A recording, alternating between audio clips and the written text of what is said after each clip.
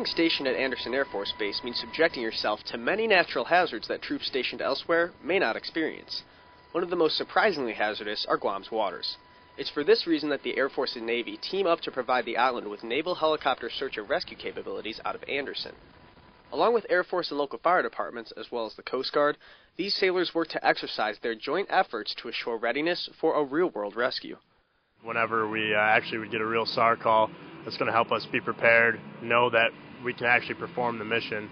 So when we work with the Coast Guard, they're usually the ones giving us the call, go work with those guys, just so we're a lot more proficient, and when it comes down to actually performing the mission, that we can do that without even really thinking about it.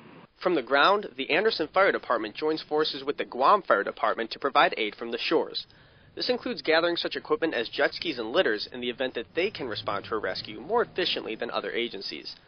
Once their equipment hits the water, the firefighters take off into the ocean to help. Meanwhile, in the skies, HSC-25 rescue helicopters can be seen sweeping the area to assist in this cohesive, life-saving effort.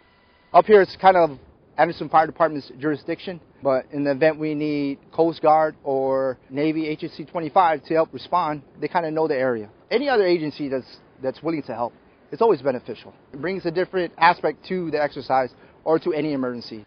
This is not a responsibility that can be taken lightly. These responders have a very short amount of time to respond to an emergency, and if all the proper procedures aren't executed, they too could be in need of a rescue. You're trying to think about what can go wrong at all times, just so you're always trying to be prepared for what can happen. When we went out, we got a trail line tangled up on the boat, and we just really had to kind of adapt. It just happened pretty quick, so you have to adapt and be able to change maybe what you were doing. Have to try to fix what happened best you can, and just so everybody remains safe and nobody gets hurt. Exercises like this SAREX demonstrate the vast capabilities that the armed forces in Guam cooperatively provide by land, air, and sea. Reporting from Andersen Air Force Base, I'm Airman First Class Adam Harder.